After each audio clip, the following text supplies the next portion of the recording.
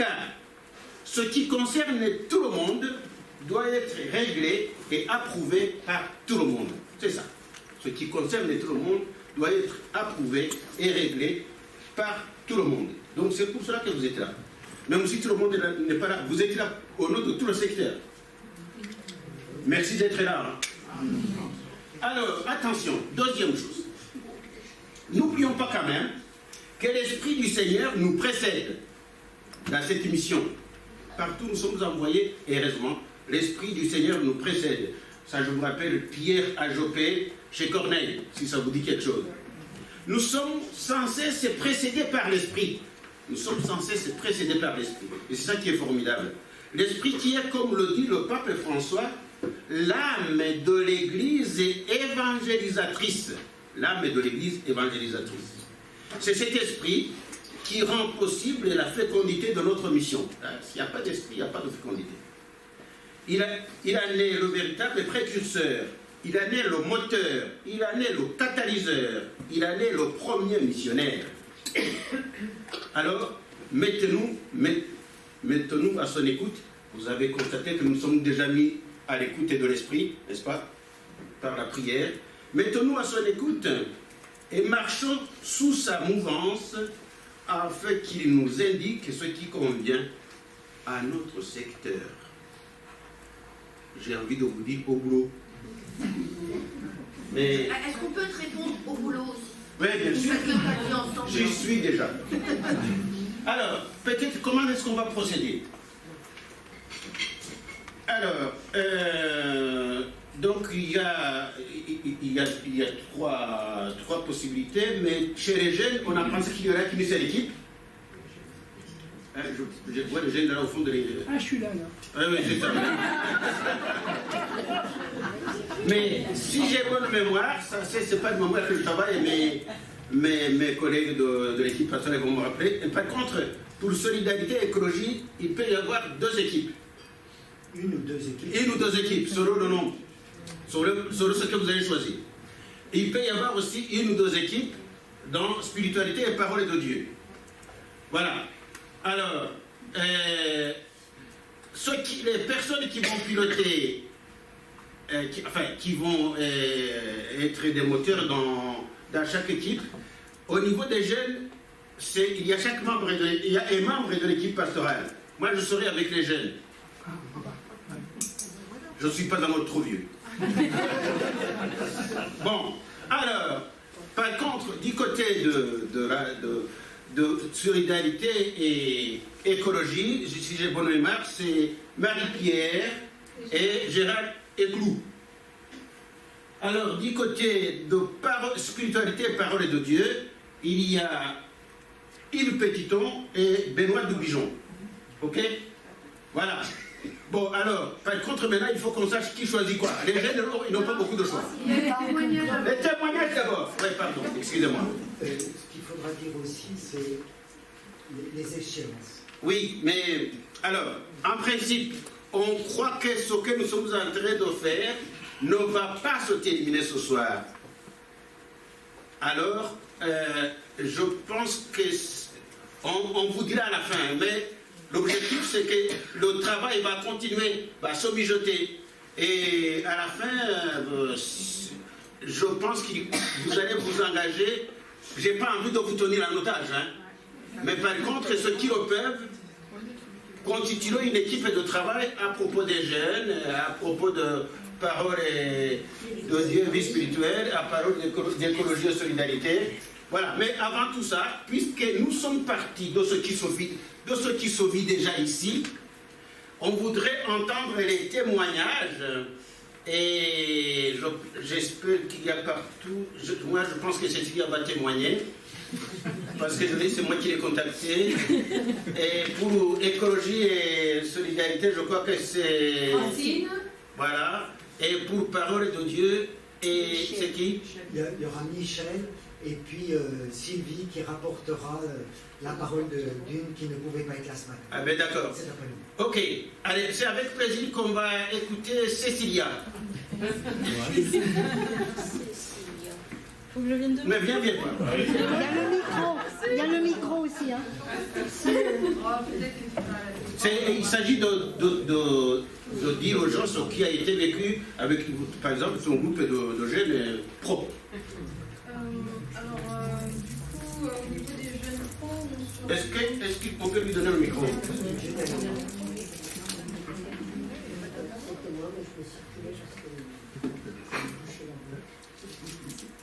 Moi, j'ai pas d'ombre. Ça devrait être. Ça devrait aller. Oui. Un peu trop peut-être. Du coup, avec les jeunes pros, on se rencontre à peu près une fois par mois. Ce qu'on fait, c'est qu'en fait, on a des thématiques à chaque réunion. Certains essayent de lire des choses en rapport avec la thématique pour apporter de l'eau au moulin, quoi, de la discussion. Ce qui est très agréable, c'est de pouvoir échanger avec des personnes qui sont un petit peu dans les mêmes situations de vie que nous, c'est-à-dire qu'on est à peu près tous le même âge, donc on est confrontés aux mêmes choses au niveau de la vie, du travail, des choses comme ça. Les mêmes interrogations aussi par rapport à nos pratiques est-ce que on vit bien en accord avec Jésus et ses enseignements. Donc on discute beaucoup autour de ça. Et on mange. Et on mange. On mange les bonnes protéines d'âne. Et du coup, on est vraiment dans un cocon de bienveillance où on peut vraiment s'exprimer assez librement et partager aussi nos doutes et nos interrogations. Et du coup, moi je sais que ça me fait beaucoup de bien d'avoir ces rencontres-là avec les jeunes pros. Et pour faire la distinction avec les jeunes de l'aumônerie, parce que nous c'est plutôt 18-35 ans, donc les jeunes pros. Et du coup, voilà, des échanges dans la bienveillance. On a un super accompagnant qui est avec nous en réunion, qui est aussi très à notre écoute, disponible pour nous. Donc c'est vraiment un plus pour nous, quoi. Est-ce qu'il y a un jeune qui veut compléter? Marie, Laura, Alexis. Et moi? Non, c'est juste pour dire, c'est que les thèmes qu'ils ont pris toute l'année, c'est très intéressant. Et je me demande si quelqu'un veut venir à un des soirées pour en parler ensemble. Le prochain, c'est quelle date et c'est quoi comme thème? Alors le prochain, la prochaine réunion, c'est vendredi prochain, le 21. La foi est-elle vitale? Alors, donc si vous êtes intéressé... Attends. Les vieux nous sommes, il faut faire d'autres groupes. Voilà, et après on peut échanger ensemble. Voilà. Après, on peut faire des rencontres croisées, voilà, intergénérationnelles. Est-ce que je peux ajouter qu'il y a un thème qui m'a surpris, c'est le don de soi et construction de soi et don de soi. C'était pas mal, hein? Et c'était peut-être le thème où on est allé plus loin. Et où vraiment oui, voilà. Donc, mais c'est, comme tu le dis, il vaut mieux vivre dans la bienveillance, parce que ça se croise. Et je voudrais savoir, est-ce que ça vous intéresse un peu de savoir ce que eux, qu'ils ont parlé, ce qu'ils ont retiré de toutes ces soirées-là, faut que je fasse... Non mais attends, on a une feuille qui s'appelle Témoin du Val d'Orge. Eh ben il faut qu'on... Si tu peux pas faire du témoignage... Je pense qu'il n'est pas d'accord. Je vais me permettre, moi je dirais pas, c'est pas nos besoins là, c'est pour leurs besoins. Donc, quels sont vos besoins à vous? Oui, attends, mais ça on verra ça dans la discussion. Bon, ok. Peut-être. Ah oui, Marie, viens. Non, je peux rester là. Vas-y. Non. La personne qui témoigne, elle vient par là. Pour témoigner, c'est simplement pour faire une petite annonce. Donc bonjour à tous. Je fais aussi partie de ce groupe des jeunes pros. Et on en parlait tout à l'heure, on n'est pas représenté dans toutes les paroisses du secteur. Moi je suis sur Fleury, on est surtout sur Fleury et quelquefois un petit peu je crois à Saint-Michel. En tout cas, voilà, n'hésitez pas à faire connaître notre groupe. On essaie d'en parler un petit peu sur la feuille info, on essaie de faire quelques annonces, mais c'est vrai que comme on n'est pas représenté partout, on essaie de se déplacer sur les célébrations du samedi entre nous pour aller faire d'autres messes, se faire connaître un petit peu.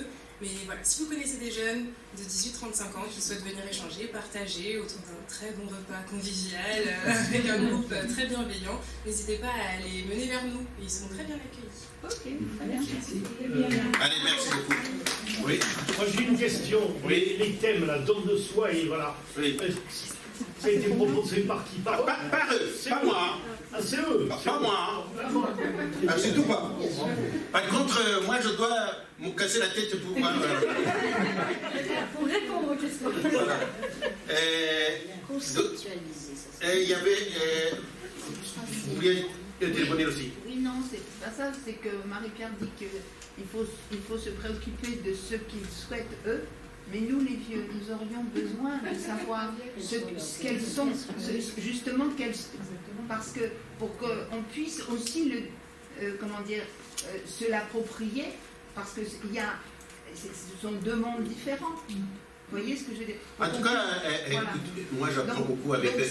Voilà, nous on souhaite apprendre également. Voilà. Bon, écoute, tout à l'heure on a des carrefours, vous pouvez, n'hésitez pas à discuter là-dessus. Bon, deuxième témoignage.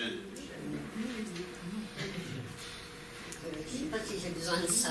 Ah, si. Mais non, parce qu'il faut que je bouge. Mais tu vas bouger, mais en regardant le micro. Bouge, mais garde ton micro. Sinon, on parle fort, essaye. Moi, on m'a demandé de témoigner de ma foi. Hein? Et donc, je vous donne sa parole à lui. Je sais, ah oui, d'accord, ok. Eh bien moi, je vais vous dire des mots à moi qui m'ont nourri, qui m'ont consolé, qui m'ont guéri, qui m'ont accompagné, qui m'ont relevé, des mots qui m'ont donné vie. Hein? Mais il y a des mots, mais c'est aussi, moi, ça passe par les gestes. Il faut que ce soit des gestes qui sont signifiants pour moi. Alors, je vais vous donner un certain nombre d'exemples de choses qui m'ont aidé dans ma vie, comme l'aveugle Bartimée, qui était assis au bord du chemin et qui crie vers Jésus et qui lui demande, Jésus lui demande, que veux-tu que je fasse pour toi? Et lui, il dit au Seigneur que je lève le regard. Pour moi, c'est comme ça que je l'ai appris en traduction. Et pour moi, lever le regard, c'est important parce que ça veut dire, c'est pas être centré sur soi-même, sur son nombril, c'est regarder, voir plus loin, hein, avec lui, pouvoir l'entendre, notre Seigneur. Justement, il dit, il l'appelle, hein, il dit confiance, il t'appelle, et après il l'a écouté, il l'entend et il le suit. Hein, et donc pour vivre avec lui. Et ça, c'est une parole qui était dans Marc, hein, chapitre 10. Et après, dans le même genre, puisque c'est le regard, une phrase qui m'a beaucoup aidée, c'est « Laisse-toi regarder par le Christ ». Alors là, on est tous, hein, car il t'aime. Et une autre fois, j'ai rencontré un moine, on parlait, et il m'a dit quelque chose, et il m'a dit, en fonction de ce que je lui disais, donc, hein, il m'a dit, même si ton cœur t'accuse, Dieu est plus grand que ton cœur. Bon, du coup, j'ai dit, oh là là, ça c'est dit Saint-Jean. Qu'est-ce que c'est beau comme phrase, ça m'a touchée.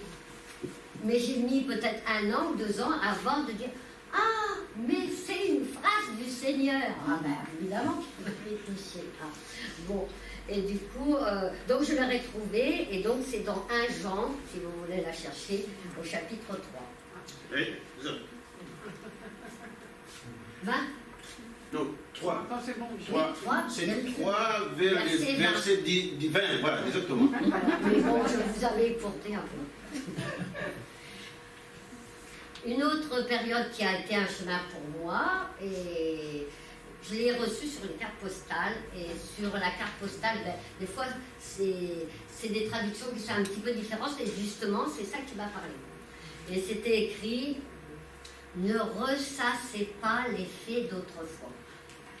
Voici que moi, je fais toutes choses nouvelles, du neuf, hein, et qui germent déjà. Ne le voyez-vous pas ?» Bon, et ça, c'est dans Isaïe 43, 18, si vous voulez le retrouver. Et donc là, j'ai compris que, voilà, la moulinette, restant fermée, baisser le regard, ça, c'était pas une bonne chose, voilà. Et une autre phrase qui compte beaucoup, et c'est justement, tu comptes beaucoup à mes yeux, tu as du prix, et moi je t'aime, et c'est toujours Isaïe 43. J'ai une autre phrase qui m'a fait aussi beaucoup avancer, mais qui n'est pas dans la Bible. Mais je me dis, c'est une phrase inspirée, c'est dans un film, et c'est en 3 mots, c'est « va », vie et devient. Et, bon, alors j'ai vu le film, il m'a touché, mais c'est surtout ces 3 mots-là, je me suis dit que c'est important. Et c'était dans un chant, mais c'est aussi dans le psaume 139, hein, c'est « Ta main me conduit, ta droite me saisit, et tu as posé sur moi ta main. » Et ça m'a... Dans le chant, ça me plaisait beaucoup, mais c'est surtout que j'ai accompagné ma cousine, qui était en EHPAD, et puis dès qu'on arrivait, il fallait prier. En priant, on chantait, et puis petit à petit, pour moi, ta main me conduit, c'est mon Père, c'est le Père, c'est notre Père qui nous conduit. Hein. Ta droite me saisit, c'est le Christ qui nous relève, qui nous ressuscite. Et ma main est posée sur toi, c'est l'Esprit Saint. Et du coup, je lui disais ça, on en parlait, et je l'accompagnais avec les gestes. Et du coup, bah, ça a été très, très vivant pour moi. Hein. Et en fait, rien ne peut s'accomplir sans la Sainte Trinité. Voilà. Et une autre phrase qui est la parole de Dieu, c'est la parole qui est tout près de toi, c'est dans le Deutéronome. Chapitre 30, verset 4. La parole est tout près de toi. Et nous, on fait les gestes. La parole est tout près de toi. Pour que tu puisses l'écouter, elle est là. Hein. Elle est sur ta bouche. Parce que c'est pas lire, c'est dire et redire. Et donc, elle entre en nous et qu'elle fasse son chemin. Alors, donc, elle descende jusqu'au cœur. Donc, elle travaille. Hein. Donc dans ton cœur et dans tes mains, qui fait que tu vas la réaliser. Voilà. Et en fait, une fois qu'elle se réalise, puisque c'est notre œuvre avec le Seigneur, eh ben, il faut qu'elle lui soit offerte. Et du coup, c'est ce sorti-là. Voilà ce que je voulais vous dire. Merci, Michel.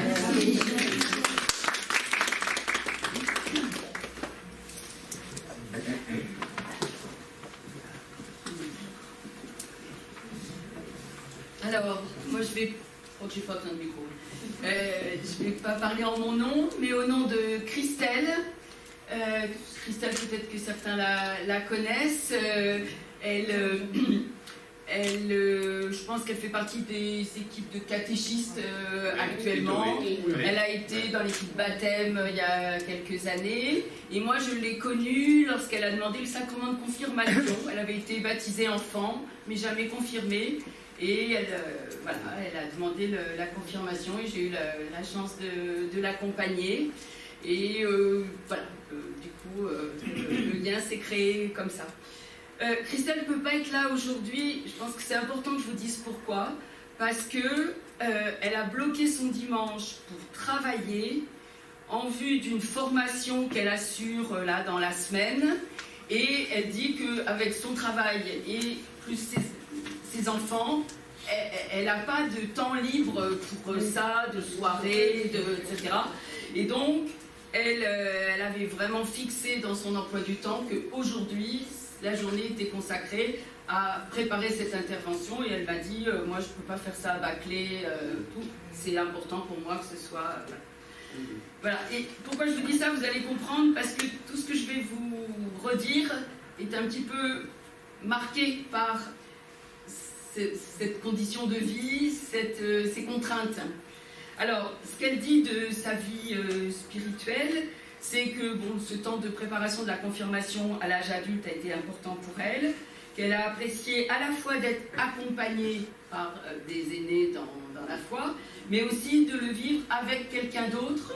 Elles étaient 2 ou même 3, je crois, à une époque, ce qui permettait de cheminer ensemble.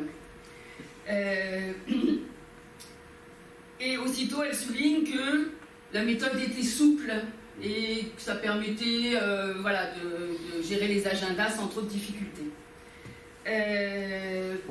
Deuxième chose, alors elle dit que ce qui est important pour elle, c'est d'aller à l'église régulièrement pour les célébrations, pour la messe. Et elle dit, ce qui est appréciable, c'est l'effort que font les prêtres de se caler à la réalité et à l'actualité, c'est ces mots là que je vous redis, au quotidien des gens dans leurs homélies. Ça rend les textes plus vivants. Et elle dit combien elle apprécie ça en faisant référence à des temps passés où c'était moins le cas, ou des lieux qu'elle a fréquentés où c'était moins le cas. Voilà. Ensuite, elle dit que c'est important aussi d'accompagner d'autres personnes qui cheminent vers un sacrement ou dans la catéchèse, parce que ça la fait grandir elle-même dans la foi. Et puis, par exemple, elle apprécie les formations qui sont proposées aux catéchistes, qui aident sur ce chemin-là. Mais, aussitôt après, elle dit, mais ces formations, il faut pouvoir y aller, il faut pouvoir se déplacer, etc. C'est compliqué. Je continue.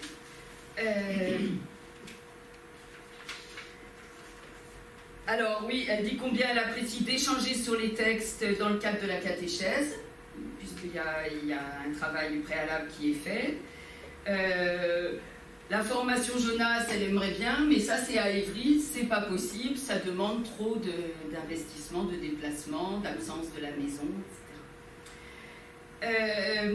Elle évoque aussi une retraite qu'elle a faite à Pimbock il y a quelques années, pendant 3 jours. Elle dit c'est une organisation et c'est un budget. Et elle a soufflé que c'était le thème de la retraite, c'était gestion du burn-out et de l'après-burn-out. Donc là aussi, on retrouve tout de suite la tension avec la gestion du quotidien, du temps, de la fatigue. Voilà. Alors, elle est abonnée à Évangile au quotidien. Tous les jours, le texte et les explications qui vont avec. Elle dit que ça compte pour elle. Tous les ans, elle achète le missel pour elle-même et puis la version pour ses enfants. Et que c'est le cadeau de l'Avent. Comme ça, toute la famille se met en route pour l'Avent. Et du coup, elle suggère que... Alors, elle a parlé du missel, mais elle a aussi parlé du Magnificat spécial Avant, en disant qu'une fois, elle avait organisé l'achat groupé pour toutes les familles, pour tous les enfants du caté, voilà. Et que, voilà, ça peut être quelque chose qui peut s'aider à bien vivre le temps de l'Avent. Alors, ensuite, voilà, alors elle a quelques suggestions. C'est moi qui lui ai dit que les soirées Saint-Mathieu, qui avaient eu lieu, qu'elles étaient disponibles sur le site. Vous pouvez les voir en replay. Et elle m'a dit, ça c'est bien, mais elle ne le savait pas. Elle ne le savait pas. Ça c'est bien parce que, par contre, le soir, quand les enfants sont couchés, je peux peut-être m'autoriser effectivement à regarder ça. Et puis, elle a même ajouté, et puis ça peut peut-être me donner envie quand même de venir une fois pour de bon, quoi. Voilà, parce qu'elle aura été accrochée. Voilà.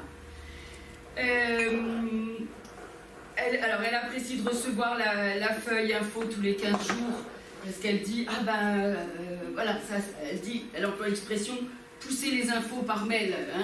Voilà, il faut des rappels, il faut que ça arrive et qu'on soit accroché. Une attente de sa part, c'est que le site du secteur soit plus vivant et plus à jour. Elle dit que parfois elle a cherché des infos puis qu'elle a eu du mal à les trouver. Et en même temps, elle reconnaît, elle dit c'est un énorme boulot, c'est un travail à temps plein et elle comprend bien que ce soit pas du tout. Il faut une équipe comme le secteur qui n'est pas encore constituée. Voilà, oui. Et enfin, alors oui, c'est un petit retour en arrière. Les préparations du KT des CM2, elle dit que ça se fait en visio et que ça fonctionne très bien.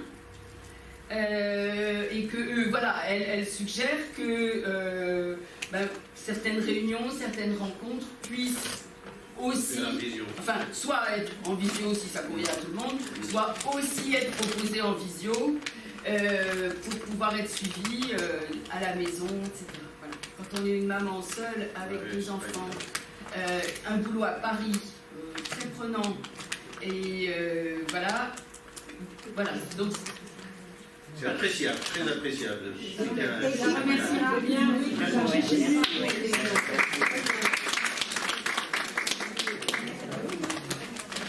Bon. Maintenant, on va continuer. Francine, tu la laisseras parler. Qui ça? Francine. Mais bien sûr qu'elle vienne. Non, je ne suis pas Francine, parce qu'elle est dans le brouillard et les vertiges. Ah, tu m'arrêtes là? Oui, je la vois qui porte. Non, attends, je vais parler fort. Est-ce que tout le monde entend? Est-ce que vous m'entendez? Oui, on entend. Voilà, alors moi, je suis déchargée de témoigner de la solidarité. Oui. Et puis en fait, le mot fraternité, je vais l'évoquer avec vous parce qu'il me parle beaucoup plus. Alors, il me parle en tant que croyante, parce que c'est une invitation à me reconnaître sœur de tous, à ma place, parmi les autres, sans prendre la première place, parce que ça étancherait ma soif de pouvoir, en essayant du moins, et en prenant la dernière place, là où quelque chose de l'évangile se livre. La fraternité me parle aussi comme membre de la fraternité Charles de Foucault. Frère Charles, je l'appelle toujours comme ça, moi, voulait être reconnu comme frère universel, cherchant toujours la dernière place. Pas pour être peut-être s'humilier, mais rejoindre Jésus et ses frères, je pense, plus pauvres. Alors cette fraternité, elle est importante aussi pour moi de la retrouver et de la vivre le dimanche à la messe avec mes frères et sœurs pour prier et présenter au Seigneur nos vies qui sont faites donc de lumière, de rencontres, de joie, d'efforts, de peine. Mais ce n'est pas toujours facile. Il y a des moments où c'est très difficile. La fraternité, à vivre dans le don, le partage, la réciprocité. J'essaie de l'expérimenter, je pense que vous l'expérimenterez aussi, c'est qu'elle passe par les épreuves. Car les relations fraternelles dans les groupes humains sont fragiles, elles sont menacées par toutes nos limites, nos rivalités, nos rancunes, nos égos, notre indifférence, etc. Et pourtant, malgré toutes ces obscurités de ma vie, le Seigneur m'aime comme il vous aime, comme il aime ceux que je rencontre. Et ça, je pense que c'est vraiment une révolution pour moi de l'amour dans l'histoire humaine. J'ai mis en gras. Alors c'est cette fraternité que j'essaie de vivre avec toutes les limites, auprès de celles et ceux que je suis amenée à rencontrer dans les différentes associations et collectifs d'associations. J'ai vécu beaucoup d'expériences, surtout dans les associations qu'on dit d'insertion, par le logement, SNL, Solidarité Noël pour le logement, par le travail, Hercule Insertion, par la nourriture, les épiceries sociales. Mais aujourd'hui, je vais vous parler de l'accompagnement que je fais, de l'accueil avec d'autres amis auprès des personnes qui sont immigrées dans leur démarche de régularisation. Ça se passe à l'association APES et on fait ça depuis 3-4 ans. Je suis la seule croyante.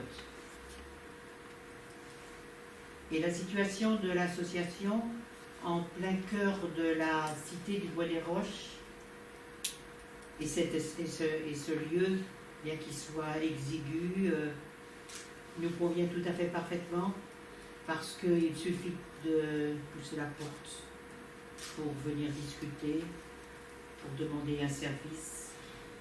Et c'est comme ça qu'on s'est rendu compte qu'il y avait ce besoin de pouvoir répondre, pouvoir aider les gens qui cherchaient à se faire régulariser. Mais ça ne suffisait pas d'en avoir envie, il fallait qu'on soit d'accord entre nous, il fallait qu'on se forme, parce que c'est difficile. Chaque situation, à un tout petit détail près, est complètement différente. Il faudra la présenter différemment. Et il fallait aussi surtout qu'on se prépare à l'écoute bienveillante. Et ça, c'est jamais gagné, c'est jamais facile. Et moi, bon, parce que à certains moments aussi, ces personnes, elles vont devoir vider complètement, se mettre à nu devant nous. Parce qu'on est obligé de connaître justement ce qui fait le détail qui permettra de les régulariser. Et ça, c'est difficile bien sûr pour ces personnes. Il faut du temps pour que la confiance se construise. Ça prend quelquefois beaucoup de temps. On avait déjà expérimenté à SNL. Une personne avait attendu 18 mois avant d'offrir ses lettres recommandées. Voilà. Et moi, souvent, quand je traverse la place de Berre, pour aller à l'association, je demande au Seigneur de m'envoyer son esprit pour que je sache écouter et pour qu'il mette dans ma bouche des mots qui ne vont pas heurter. Qu'on a tellement vite fait de pouvoir détruire ce qu'on a envie de construire.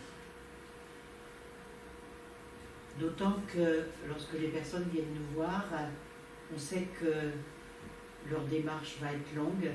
Quelquefois, il faut plusieurs années avant qu'ils puissent déposer un dossier de demande de titre de séjour.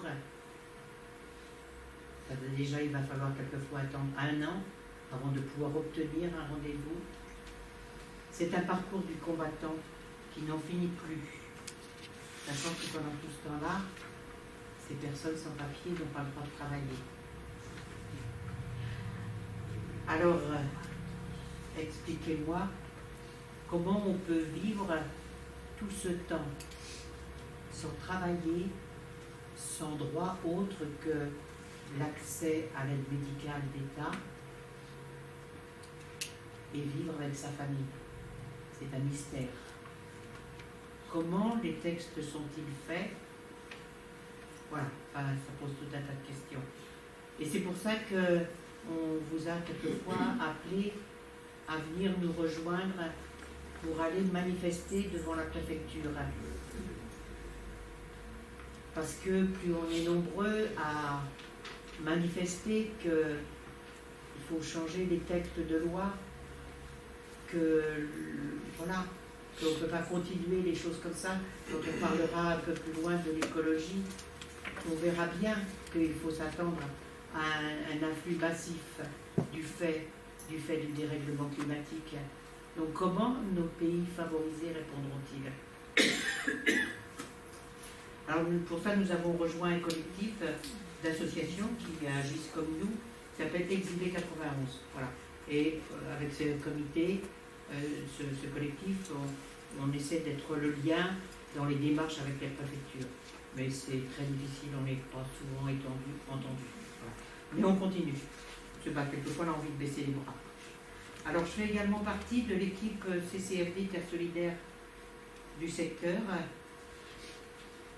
parce que pour moi c'est cohérent avec mes autres engagements et c'est important car le CCFD agit dans les pays en développement pour soutenir l'action des partenaires afin que les populations s'organisent pour prendre leur vie en main. Car on peut s'en douter, quitter son pays, quitter les siens, c'est toujours une déchirure pour l'être humain. Mais je ne fais pas grand-chose, hein. Je dois tout à Ali. J'en parlerai tout à l'heure. Plus récemment, nous avons été amenés à créer l'association La Chaîne du Cœur pour soutenir une famille paroissienne que nous avions connue auparavant, qui avait séjourné en France dans un cadre diplomatique et qui n'avait donc pas de problème de papier. Et en printemps 2019, je reçois un appel du papa qui me dit « Francine, est-ce que tu pourrais nous aider à chercher un logement ?» Alors, c'est bien difficile de lui faire comprendre qu'il ne s'agirait pas seulement d'un logement, qu'il faudrait avoir des papiers, qu'il faudrait pouvoir avoir un travail pour que la famille puisse vivre une réalité qu'ils n'avaient pas saisie. Parce que dans leur premier séjour, ils étaient en situation légale. Voilà, après la décision leur incombait, on a discuté sur plusieurs mois et ils ont finalement décidé de venir tout de même. Alors ils venaient, et la demande aussi, c'était parce que 2 de leurs enfants étaient atteints d'une maladie génétique très difficilement soignable dans leur pays et l'une des filles avait frôlé la mort. Et donc, ils savaient, puisqu'elles avaient été soignées en France lors de leur premier séjour, qu'en France, du fait des conditions climatiques, des conditions de vie, elles pouvaient vivre beaucoup plus normalement.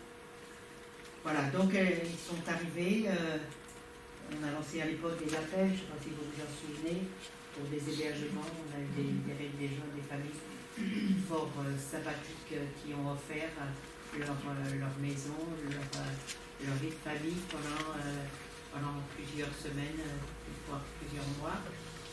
Voilà. Et puis jusqu'au moment où on a pu trouver un logement pour eux. Voilà. Donc on a été amené pour tout ça à créer une association, c'est trop long, une association. Voilà. Donc c'est La Chaîne du Cœur que l'on a créée, et parce qu'on a réfléchi ensemble que c'était une chose possible, on a fait appel à des donateurs, ça continue à tourner, on arrive à les aider, et la famille se prend de plus en plus en charge, elle se bat courageusement. Et je voulais dire que pour ce qu'elle vit, pour leur sourire, pour tout ce qu'elle nous apporte, vraiment je veux leur dire merci. Francine, il faut essayer d'abréger. Oui, j'ai compris. Bon, alors, je voulais dire que j'avais des témoins sur ma route. Alors, je vais abréger, mais vous les connaissez. Solange Bottin, Étienne Primac, fondateur de SNL.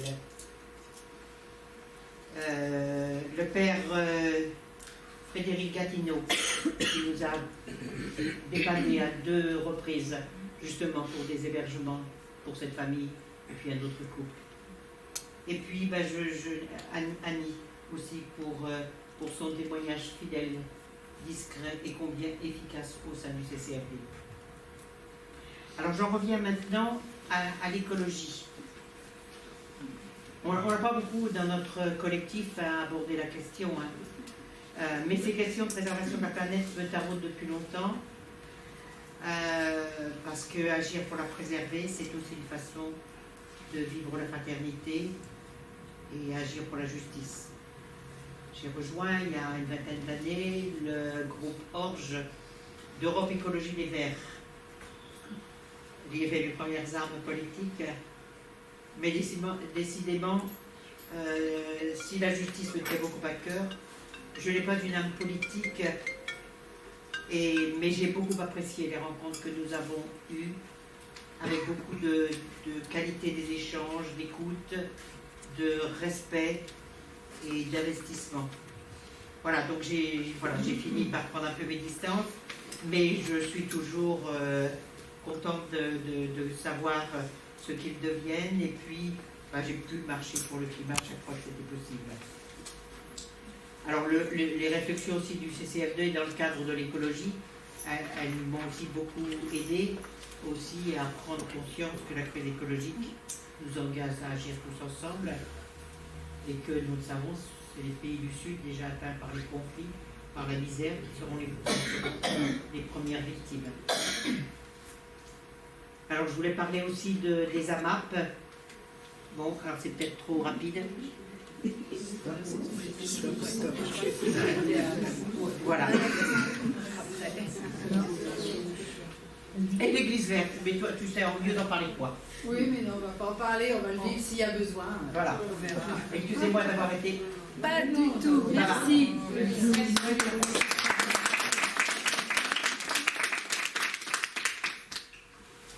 Maintenant, on passe au travail en équipe. Cette fois-ci, il n'y a plus un témoignage qui reste? Non. Alors, on a mordu beaucoup sur le temps qui nous était imparti.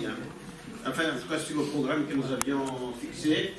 Alors, les jeunes iront avec moi. Est-ce que ceux qui choisissent cette parole de Dieu et vie spirituelle, vous vous mettez avec Benoît et Yves Petiton, s'il faut diviser en deux groupes, vous le ferez. Et puis, ceux qui vont avec l'écologie et solidarité, vous mettez avec Marie-Pierre et le Père Gérard. Et il y a des papiers qui vous seront donnés. Ceux qui veulent discuter avec moi, mais ce n'est pas exclusivement réservé aux jeunes. Et les jeunes peuvent aller aussi dans d'autres. Voilà. Il faut dire les lieux. Alors, les lieux, je ne sais pas ce qu'on nous a préparé. Est-ce que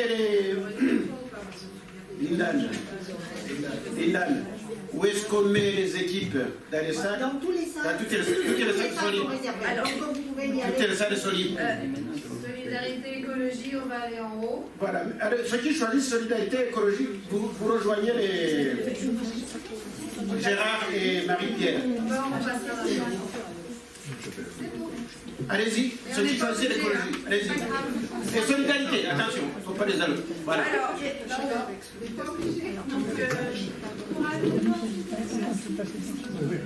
Alors, n'oubliez pas, de toute façon, ils vont vous expliquer comment travailler. C'est relever les défis et essayer de déterminer les priorités et puis les moyens de la mise en œuvre. Et après, on reviendra ici, il faudrait un rapporteur, et dans l'équipe, c'est pas le même, il faudrait quelqu'un qui prenne des notes. Voilà. Alors maintenant, spiritualité et parole de Dieu. Benoît, tu te mets par là, et puis les gens vous suivent, ceux qui veulent traiter de ces problèmes-là. Par contre, j'ai l'impression que c'est là où il y a plus de monde. Ce qui est un peu déséquilibré.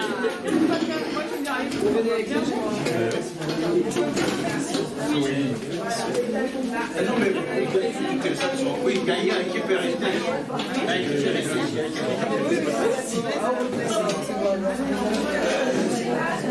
Voilà.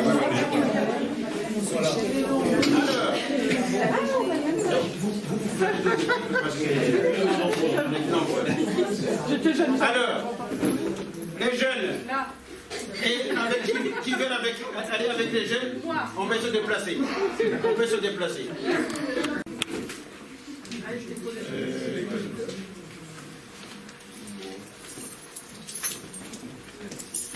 Alors, Alexis? Alors, pour les...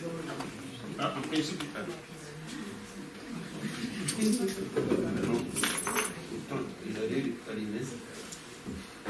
Bon, vas-y, décolle ça. Pour les défis, donc on a pensé à la visibilité des jeunes, la visibilité et la place des jeunes dans le Ne secteur. va pas très vite, hein. Tu recommences. Et tu élèves la voix. Alors pour les défis, d'abord la visibilité et la place des jeunes dans le secteur. Donc essayer de voir comment est-ce qu'on pouvait être plus visible. Pallier au manque de connaissances des différents services pour s'engager dans l'Église. De la part des jeunes. Hein. Oui, voilà. Trouver un moyen d'être plus attentif au cheminement de chacun en tenant compte du niveau de chacun. Ouais. Savoir où est-ce que chacun en est dans sa foi. Et voilà pour les défis. Alors, maintenant, tiens. Et les priorités? Du coup, pour les priorités, on s'est posé la question, donc comment nourrir notre foi en tant que jeunes, comment donner envie et du coup aux autres jeunes de rejoindre nos groupes et les différentes activités, et comment prendre en compte les différentes tranches d'âge au sein des jeunes. Oui.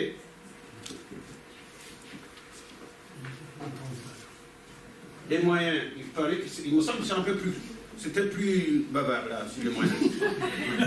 Au niveau des moyens, on pensait à la mise en place de certains événements, comme par exemple, pour reprendre le terme que Juvénal nous a donné, des boom cathos.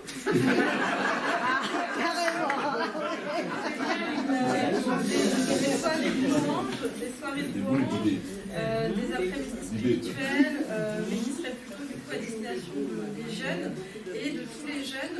Un brassage qui concerne tous les jeunes. Voilà, avec des tranches d'âge qui seraient assez larges pour que tout le monde puisse un peu s'y retrouver.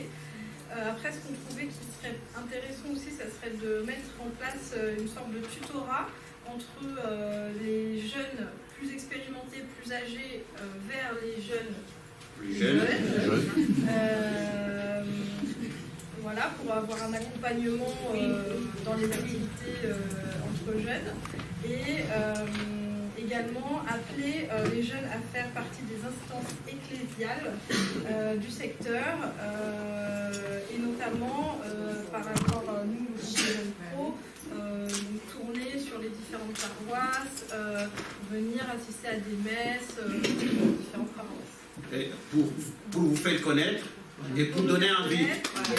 Voilà.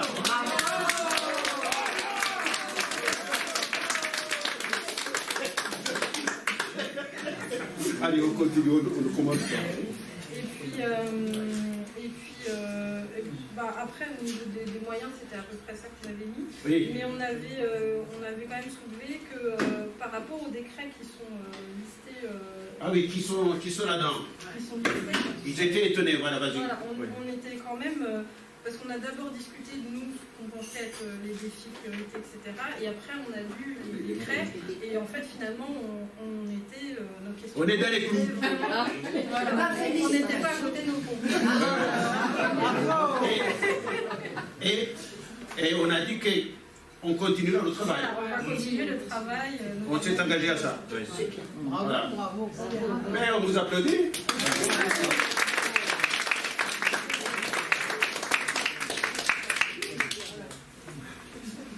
Bon, ok, merci beaucoup.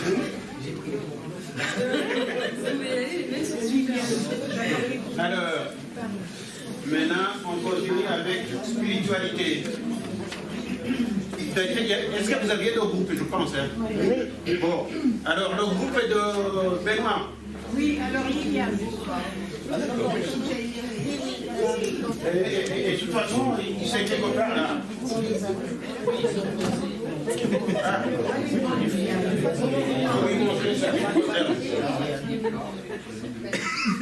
Donc, je vous mets une petite introduction quand même. Ah bon? Alors, la petite introduction. Ça dépendra de la durée. On a flashé sur la parole du Seigneur. En dehors de moi, vous ne pouvez rien faire. Voilà. Ça, c'est Dijon. Donc, le défi. Alors,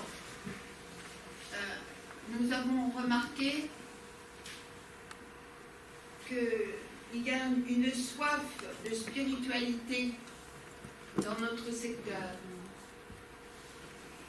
Alors, une demande de qualité de la liturgie.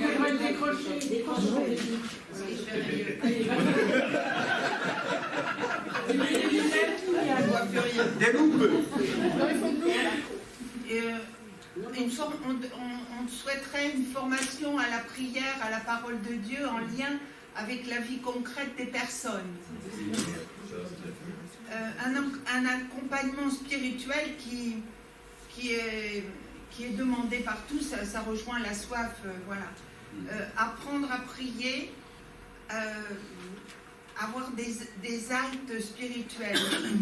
Et on a un autre défi, c'est la crise de la transmission, mes chéris. Parce qu'entre vous, vous êtes bien tranquilles. Enfin, Vous, c'est qui, ça? Ah, ils ne sont pas tranquilles, hein? Ils veulent transmettre. Ils veulent transmettre, mais voilà. Et nous aussi, on voudrait transmettre, mais il y a comme une espèce de fleuve entre nous. Hein, d'accord? Voilà. Mais c'est un défi, hein. Mais on peut faire des booms seniors.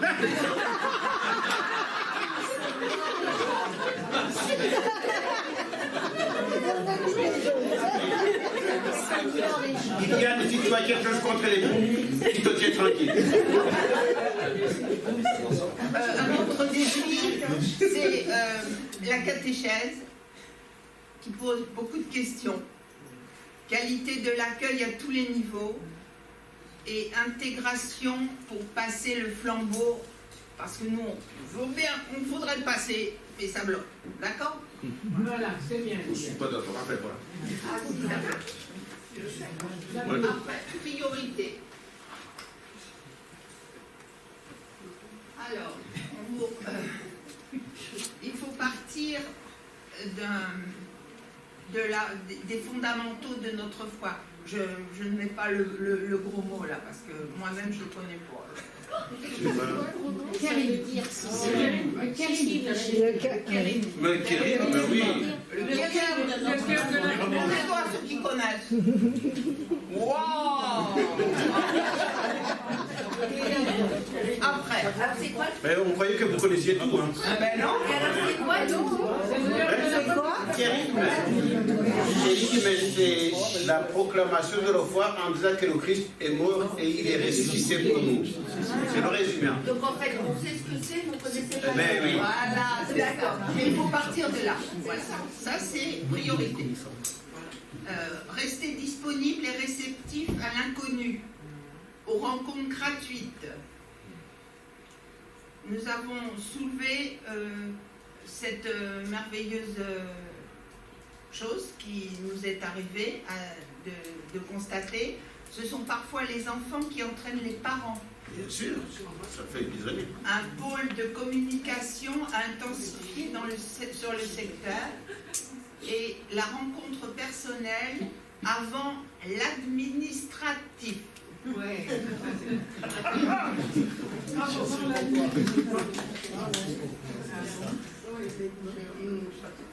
Alors, mise en œuvre. Regardez si on est courageux. Alors, soigner l'accueil et l'écoute. Repenser la qualité de la liturgie. Accompagnement, formation à la prière et à la parole de Dieu. L'Église doit... qu'est-ce que c'est ça? Donner l'importance au dynamisme des personnes plutôt qu'une administration figée. C'est la suite. Soigner le bénévolat et transmission des anciens vers les nouveaux. Recrutement par la vie spirituelle. Derrière. Quoi derrière? Le papier d'à côté. Aussi? Oui. Est-ce que tu pourrais, excuse-moi Liliane, recrutement par la vie spirituelle, ça veut dire quoi? Alors, ça veut dire que les enfants, ceux qui viennent demander l'accueil a un rôle primordial, mais il faut qu'il sache donner des perspectives aux gens qui reçoivent au niveau... voilà, vous pouvez avoir un accompagnement spirituel dans tel et tel domaine. Voilà. Non, Vas-y. Moi, j'ai compris que c'est en partant de la vie spirituelle de chacun que naîtront des personnes sensibles à l'annonce de l'évangile, à la mission, voilà. C'est partir d'abord de la richesse de la vie spirituelle de chacun. Donc y être attentif, la nourrir, la faire vivre pour que... C'est autre chose, ça. Voilà. C'est pas ce qu'il avait dit. Donc. Oui, c'est tout à fait ça. Et avant les règles, avant de mettre en place les règles, c'était tout à fait ça qu'on voulait. Il y a pas d'autre chose. Il y a autres canaux d'infos à utiliser. Prendre en compte les nouvelles façons de communiquer. Oui, là vous êtes dans la communication, d'accord. Ok. Est-ce que vous vous êtes engagé à continuer à travailler? Non. Parce que ça demanderait de retravailler. Hein. Bien sûr. Bon, allez, l'autre équipe est de Yves. Alors, on est parti du fait plutôt s'intéresser à l'autre, c'est-à-dire qu'on est parti un petit peu de la célébration eucharistique et comment on l'apercevait. Donc on s'est dit que la chose importante c'était s'intéresser à l'autre et vivre ensemble et non pas côte à côte, de manière à favoriser une transmission dans la miséricorde, nous accueillir mutuellement. Vous me corrigez si vous oubliez des choses. Ils vont vous compléter. Oui, très bien. À partir de là, on a beaucoup travaillé sur favoriser un langage compréhensible, en se disant qu'il y a du sacré finalement dans toute forme, même dans un langage républicain. Ça c'est vrai. Donc il fallait être inventif sur des formules, trouver les mots pour le questionnement et favoriser par exemple des groupes de parole. Alors après, dans les priorités, dans le groupe, Vas-y, il faut te compléter après. C'est la censure. Hein. Alors dans les priorités, on a mis une priorité sur l'écoute et la communication, partage avec ceux qui le peuvent, être inventif, mettre à disposition des moyens nouveaux, voilà, de manière à vivre la parole même quand on n'est pas présent. Ensuite, la deuxième priorité, le partage, donc on a parlé des messes participatives, expliquer ce qui existe, le faire connaître, sans faire de l'entre-soi. Attention, parce que les petits groupes, attention, on risque de faire de l'entre-soi. Aller à la rencontre et faire, comment faire pour que tous se sentent concernés. Voilà. Alors le groupe, vous avez besoin... Non, compléter quelque chose. L'information. Ah oui, important de l'information. Dans la mise en œuvre, on a parlé des petites communautés, créer des liens, de l'importance du témoignage, travailler entre petites communautés, attention toujours au risque de l'entre-soi, et donc travailler, il y a un tiraillement entre la petite communauté et la célébration qui rassemble. C'est ça. Voilà, c'est ce qu'on a vu. Alors, est-ce que vous pouvez compléter Marie-Juliette, ce qui était avec elle? Quelque chose qui vous savez parce qu'on ne l'a pas rapporté. On a parlé beaucoup de l'explication de l'évangile après la messe, comment on pourrait discuter au cas par cas, mais discuter sur la messe après, comment comprendre la parole du prêtre et puis la discuter aussi un petit peu. Ah oui, il peut y avoir avant et il peut y avoir aussi après. Et il peut y avoir pendant on a dit une messe participative. Il y avait l'idée, un petit groupe de partage, d'échange autour de la parole de Dieu, des témoignages, et d'autres fois des témoignages qui soient une présentation des services des pastorales transversales, des catéchumènes, etc. Est-ce que vous vous êtes posé la question de la continuation du travail? Oui. Et vous vous êtes engagé à y aller? Oui, oui. Très bien. Bon. Mais oui, c'est parce que ça vaut la peine d'approfondir ça. Je veux la liste. Tu veux la liste des jours? Ah ouais, d'accord. Bon, alors, écologie et solidarité. Alors, c'est moi. Nous, il y a pas de papier parce qu'en fait, on est parti par une recherche individuelle des défis.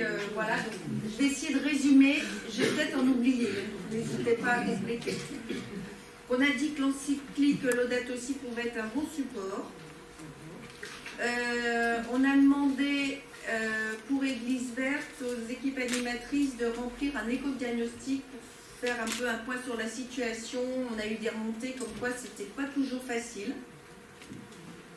parce qu'il y a des points qui concernent plein de choses différentes. On a dit qu'on pouvait faire des liens avec l'Action catholique ouvrière et SNL dont on a déjà parlé. On s'est posé aussi la question de qu'est-ce qu'on peut faire, nous, faire des choses chez nous, à notre niveau, faire des choses au niveau collectif du Val d'Orge, et puis plus loin, qu'est-ce qu'il est éventuellement possible de faire ou quelle prise de conscience on peut en faire. On a insisté pas mal sur cet aspect de prise de conscience en se disant que suivant les milieux ou les conditions de vie qu'on a, les gens qui vivent dans une grande précarité, l'écologie, c'est pas forcément leur priorité parce qu'ils sont tellement pris par d'autres choses que ils peuvent pas, ils rentrent pas dedans et c'est compliqué. Donc on s'est aussi dit qu'un des défis, ça pourrait être comment faire pour essayer de mettre du lien là-dedans et essayer que tout le monde puisse rentrer dans cette discussion. On s'est dit l'importance de ne pas gaspiller, que ce soit chez soi, que ce soit en collectivité. Gaspillage au sens large du terme, que ce soit du chauffage, de l'eau, du papier ou tout ce qu'on peut imaginer. L'importance du tri des déchets, la culture du déchet. On s'est dit que solidarité et écologie, c'était vraiment complètement imbriqué l'un dans l'autre. Un aspect espérance de ce qu'on peut améliorer. Le lien entre la ville et la nature. J'ai oublié des choses? Non. Après ça, sur les priorités, là pour le coup, il y a eu on a fait un petit retour et on a rassemblé les priorités de tout le monde en deux grands thèmes. Un qu'on a mis attention au bien commun et au gaspillage en mettant le bien commun évidemment dans nos églises, mais pas que. Et donc, pareil, le chauffage, le tri des déchets et compagnie. Voilà.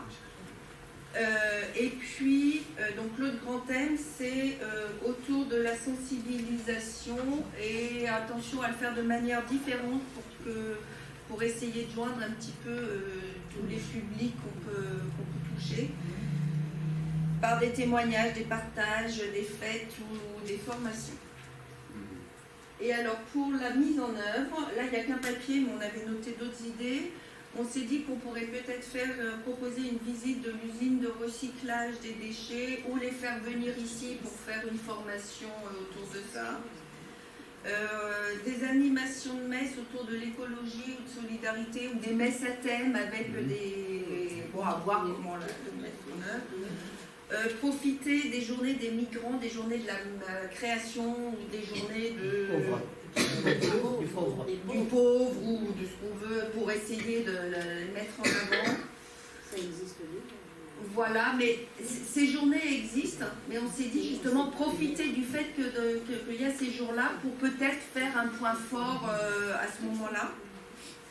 Des soirées Laudato Si, des témoignages, des partages de bonnes pratiques et surtout garder un aspect festif pour inciter les gens à venir. Je risque de venir, moi. Voilà. Et donc d'organiser et une journée avec un repas, parce qu'on dit quand il y a à manger, les gens viennent peut-être plus facilement. Et avec des ateliers variés aussi. Très bien. Bon, alors, vous savez qu'on a un projet pastoral qui date de 2016. Orientation pastorale. En fait, l'idéal, ça serait que ce que nous avons commencé aujourd'hui, nous aboutissions à réécrire un projet pastoral nouveau en tenant compte de ce que nous avons fait, en tenant compte de ça, n'est-ce pas? Bien. Et donc c'est pour cela que je vous dis, en même temps, vous voyez que le travail n'est pas fini. Le travail n'est pas fini, ça ne fait que commencer. Hein? Donc c'est ce qu'on vous met là. Hein? Donc l'équipe qui travaille sur les jeunes s'est engagée à continuer. Je pense que l'équipe de Yves, j'ai bien compris qu'ils se sont engagés à continuer. Il y en a une équipe où c'était pas clair là. L'équipe de Liliane, c'était pas clair qu'ils allaient continuer. Et nous, attendons-nous bien. Parce que si nous voulons un jour faire sortir un projet pastoral, il faut le fait que nous y travaillions. Et puis, plus si vous aurez participé à l'élaboration des projets pastoraux, plus vous vous sentirez concerné. Et ça sera du concret, pas seulement des papiers, hein, n'est-ce pas? Mais ça demande de mijoter ça pendant un certain temps. Moi, ce qui est derrière ma tête, enfin il y a rien, c'est de se dire que pas septembre prochain, mais le septembre 2024, qu'on ait un projet pastoral. Ça peut. Tu trouves que c'est loin? Ah oui. Oui, bon, très bien. Mais ça, si ça dépendait que de moi, hein, on irait même en septembre prochain. Hein. Est-ce que vous pouvez? Oui. Bon, alors, ça suppose. Du coup, ça suppose qu'avant que les grandes vacances n'arrivent, que vous ayez déjà approfondi et que vous ayez affiné à propos de ce qui vous avait été donné de faire aujourd'hui. Moi, j'y vais avec les jeunes, on a presque fini. Hein. Oui. Mais c'est quand? Parce que voilà la date. On l'a dit tout à l'heure. Tiens, il y a la date. Écoutez, regardez. Continuez à travailler sur le thème choisi par équipe. Retour du travail à l'équipe avant le dimanche 21 mai. Pour qu'on puisse.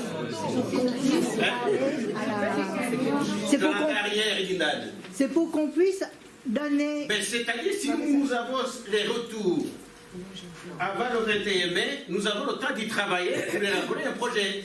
Oui, non, de façon beaucoup plus concrète.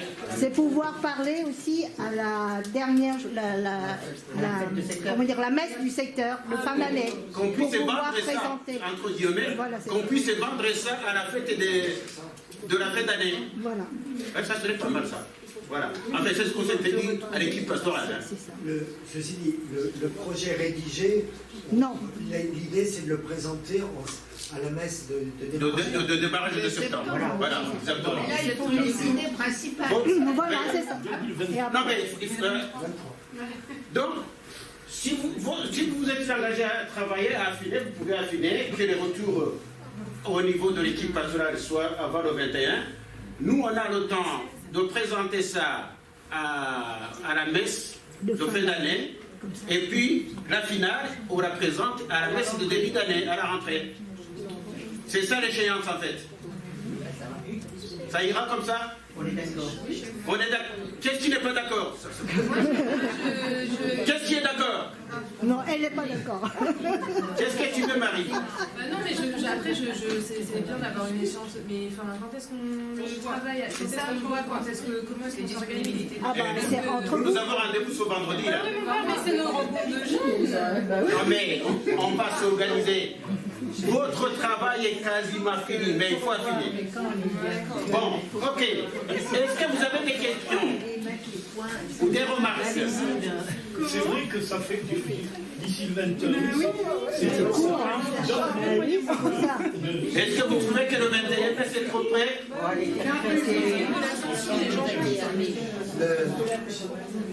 Vous ne voyez pas le détail, mais vous voyez les masses. Le choix qui avait été fait, j'y étais pas, hein, donc c'est... Moi non plus. Hein. Il y avait 3 morceaux, témoignage, service, communion. Dit en autre langage, témoignage c'est marturia, c'est le mot grec, ça veut dire annonce de l'évangile, mais non pas au sens j'allais dire, cherche le mot péjoratif, de prosélytisme, mais c'est au sens de rendre compte de notre foi. Témoignage. Communion, c'est toute la dimension, au fond, de la vie sacramentelle, etc., et du partage de la dynamique de fond.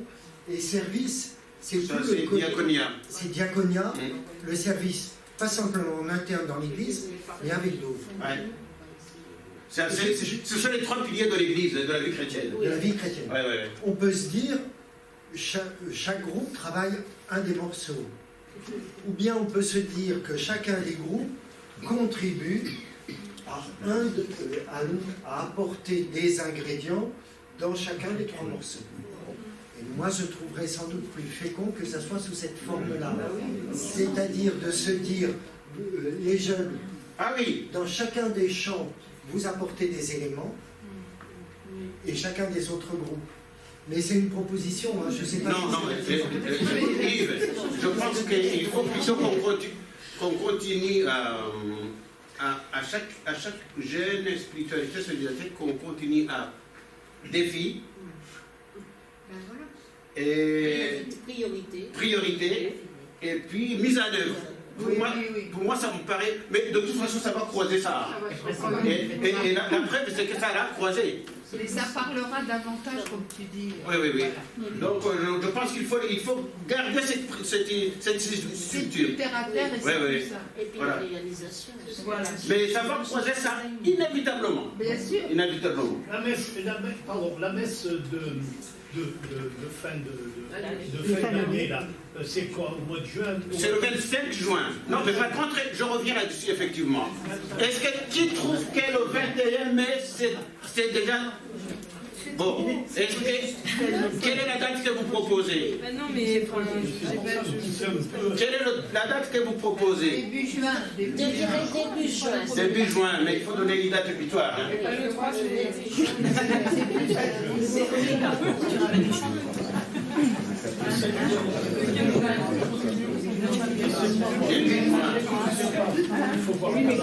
Et en fait, j'ai compris la question des jeunes. On va regarder. Non, en fait, c'est pas ça. Oui. C'est qu'on s'investit dans quelque chose et on aimerait bien aller au bout des... Bien sûr. Le problème, c'est ce qu'on disait tout à l'heure, c'est qu'on a aussi plein d'impératifs. Enfin, vous voyez, c'est difficile de caler nos agendas tous, etc. Et je trouve que le délai proposé... Donnez le délai, Marie. On va voir si on peut s'adapter à vous. Ben non, mais moi...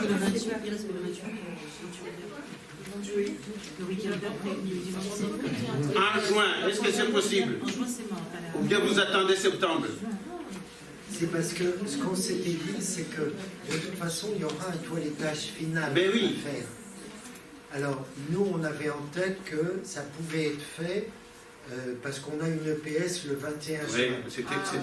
C'était calé à ça. C'était en fonction de... Si on garde l'objectif que ça puisse être rédigé et proposé à tous à la rentrée de septembre, c'est à cause de ça qu'on a fait le compte à rebours. Et dans le PS, on allait retravailler ça pour encore affiner, pour mieux présenter ça le 25 juin.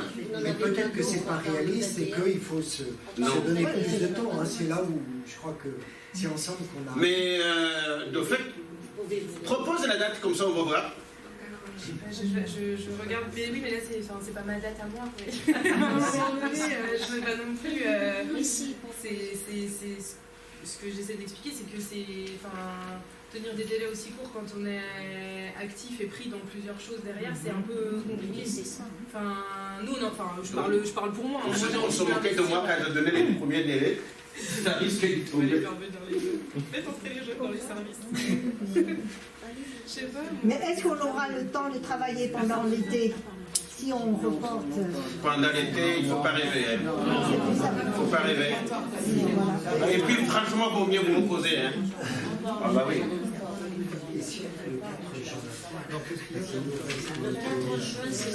Est-ce que le 4 juin, c'est loin? Date du 4 juin, comme limite, comme date de retour. 4 juin. 4 juin. Ça fait 15 jours de plus. Et les jeunes là, 4 juin, c'est trop près? Hein? Pas de réponse, ça veut dire que c'est trop près.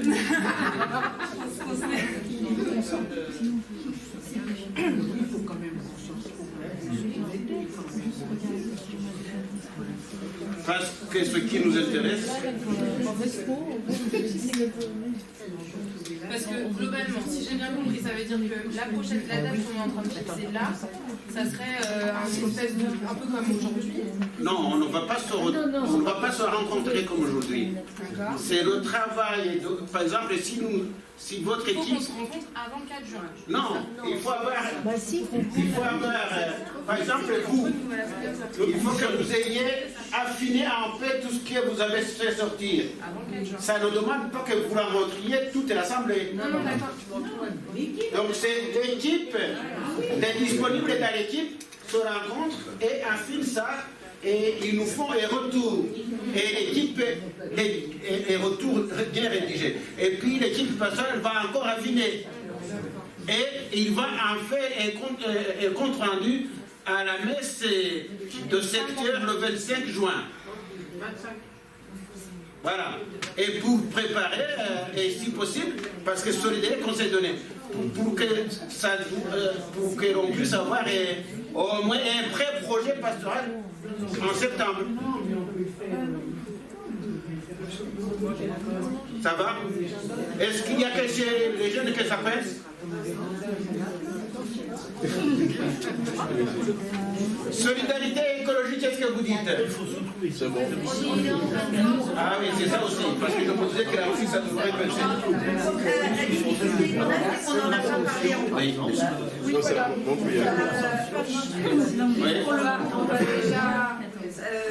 Est-ce qu'on peut juste se revoir avec le groupe pour voir comment après ça on n'en a pas du tout parlé. D'accord. Nous aussi, on veut se revoir avec le groupe.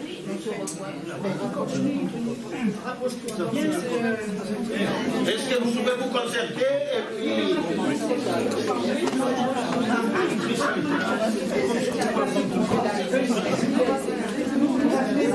Les tiens aussi. Et Benoît, les tiens, vous vous concertez.